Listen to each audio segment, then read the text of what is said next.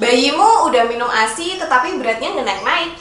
Mungkin beberapa hal ini yang jadi sebabnya. Halo, selamat datang di Kriwil Life, ngobrolin kesehatan bareng aku, Bidan Kriwil. Hari ini kita akan ngobrolin kenapa sih bayi sudah minum ASI kok beratnya nggak naik-naik ya. Nah, kalau misalnya ibu-ibu di rumah mengalami hal ini, ibu-ibu bisa simak video berikut sampai habis. Yang pertama adalah bayi jarang menyusu. Biasanya ini terjadi di bulan-bulan pertama kelahiran. Karena saat awal kelahiran bayi, ibu dan bayi itu kan sama-sama belajar. Ibu belajar menyusui, bayinya belajar menyusu. Sebenarnya penurunan berat badan di minggu pertama itu sangat wajar selama penurunan berat badannya tidak lebih dari 10% berat lahir. Jadi kalau misalnya berat lahirnya 3 kilo, maka penurunan berat badan di minggu pertama tidak boleh lebih dari 300 gram.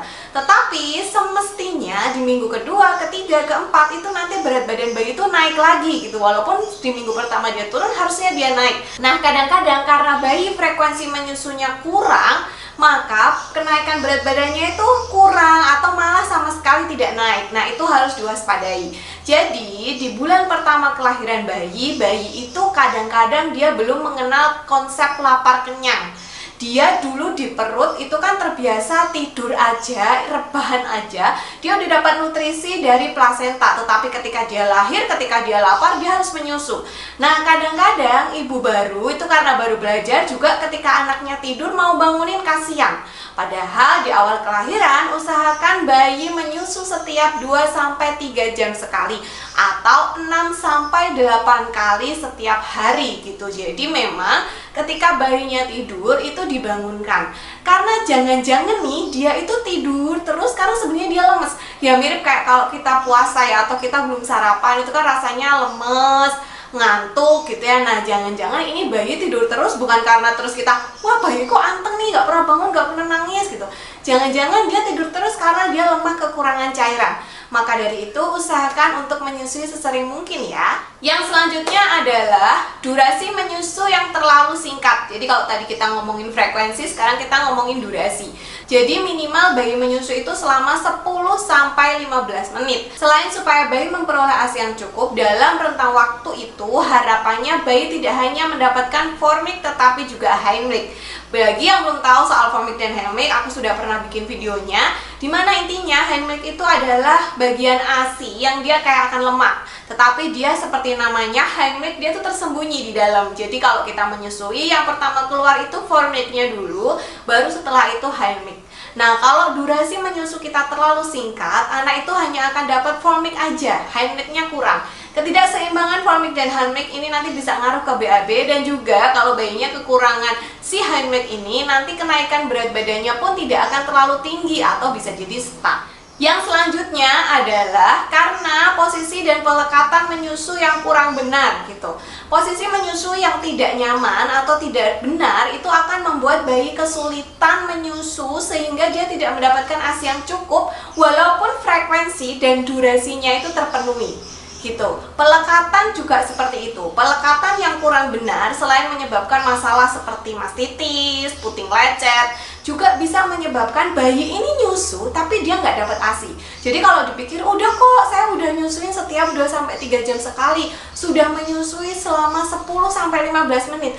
Tetapi benar nggak posisi dan pelekatannya? Jangan-jangan sudah menyusui sesering mungkin, sudah menyusui minimal 10 menit, tetapi karena posisi dan pelekatannya kurang tepat, bayi ini akhirnya tidak mendapatkan cukup ASI gitu ya. Jadi ya kebanyakan aku lihat ibu-ibu kalau menyusui itu bayinya perutnya menghadap ke atas, terus bayinya yang menoleh ke payudara kita. Nah, itu kurang benar karena ya sama seperti kita kan kalau makan juga menghadap makanannya ya. Coba ibu-ibu semua sekarang memiringkan kepala ke samping, kemudian menelan ludah. Pasti rasanya tidak akan senyaman ketika kita dalam posisi menghadap ke depan seperti ini. Nah, sama dengan bayi. Jadi memang posisi dan pelekatan itu sangat penting. Jangan sampai bayinya cuma ngenyot-ngenyot doang tetapi tidak dapat ASI. Yang selanjutnya, kalau produksi ASI-nya terlalu sedikit atau kurang dan jika ASI-nya tidak berkualitas gitu ya. Pada beberapa ibu di awal kelahiran mungkin memang mengalami delayed lactogenesis 2 atau keterlambatan pengeluaran ASI. Ada juga yang ASINya banyak tetapi mungkin kurang berkualitas atau high meat-nya kurang, sehingga akan mempengaruhi nutrisi yang diperoleh bayi dan nanti akhirnya akan mempengaruhi tumbuh kembang si bayi. Nah, untuk meningkatkan produksi dan kualitas ASI, tentunya si ibu ini sebaiknya dalam kondisi yang relax dan happy. Karena kalau misalnya ibunya stres gitu ya, nanti produksi ASINya bisa terhambat. Selain itu, ibu juga harus menyusui sesering mungkin gitu untuk merangsang hormon oksitosin dan prolaktin supaya produksi ASINya tinggi. Karena ASI itu kan juga diproduksi berdasarkan supply and demand.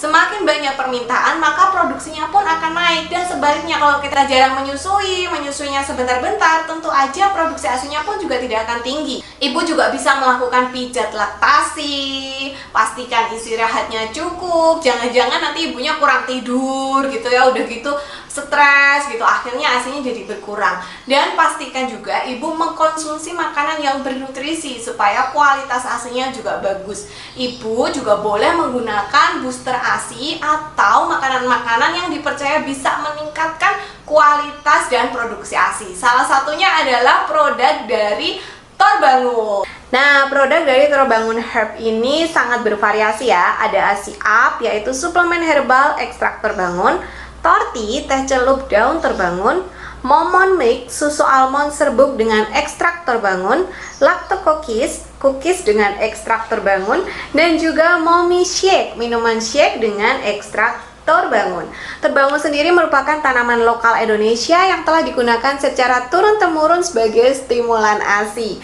Dan Torbangun ini juga sudah dimuat dalam formularium obat herbal asli Indonesia sebagai pelancar ASI dan telah diterbitkan dalam Handbook of Dietary of Nutritional Aspect of Human Breast Milk di Wageningen. Selain itu, berdasarkan riset Torbangun ini juga telah teruji secara klinis mampu meningkatkan kuantitas dan kualitas ASI.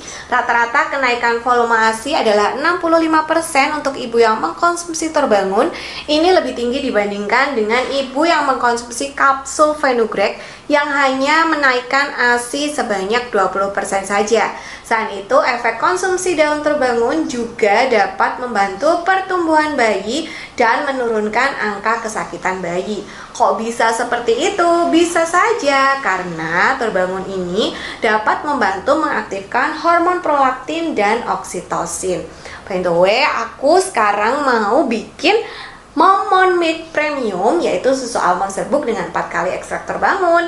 Dan walaupun ada ekstrak Torbangunnya, tetapi ini enak banget. Bahkan aku yang lagi nggak menyusui pun suka minum ini. Jangan lupa minumnya ditemenin sama Lacto Cookies, yaitu cookies dengan ekstrak Torbangun. Dan walaupun ada ekstrak Torbangunnya, juga rasanya seperti cookies biasa aja kok. Nah, jadi tunggu apa lagi? Ibu-ibu bisa cobain produk Torbangun yang sudah teruji dan terbukti secara klinis dapat membantu meningkatkan ASI, meningkatkan kekebalan tubuh ibu dan bayi, mempercepat pemulihan rahim, dan mempercepat pemulihan energi pasca salin. Ibu-ibu bisa cek link di deskripsi box kalau misalnya pengen belanja Torbangun ya. Nah, selain itu, yang terakhir penyebab kenapa berat badan bayi tidak naik-naik atau stuck meskipun bayi sudah minum ASI adalah karena mungkin bayi sedang mengalami penyakit atau gangguan pencernaan. Jadi karena ada masalah kesehatan di tubuhnya, jadi akhirnya berat badannya tidak naik-naik. Nah, ibu-ibu sangat penting sekali untuk memantau kenaikan berat badan bayi ya, dari sejak lahir sampai nanti usia 5 tahun. Silakan pantau terus tumbuh kembangnya, dicek kenaikan berat badannya setiap bulan, perubahan lingkar kepalanya, perubahan panjang tubuhnya atau tinggi tubuhnya. Itu sangat penting supaya apa? Supaya kalau misalnya dirasa tumbuh kembangnya ini tidak berkembang sesuai usia, kita bisa segera kontrol ke dokter untuk konsultasi lebih lanjut, seperti itu. Jadi silahkan dicermati lagi sebab-sebab yang sudah aku sebutkan tadi. Jangan-jangan ada salah satu atau salah dua yang menyebabkan berat badan bayi ibu-ibu tidak naik. Kalau misalnya setelah dievaluasi, diperbaiki selama 1 bulan, atau misalnya kok beratnya tetap stuck aja nggak naik-naik, silakan segera konsultasi ke dokter anak terdekat ya untuk dilakukan pemeriksaan yang lebih detail. Terima kasih sudah menonton video kali ini, semoga bermanfaat. Sampai jumpa di video selanjutnya. Bye!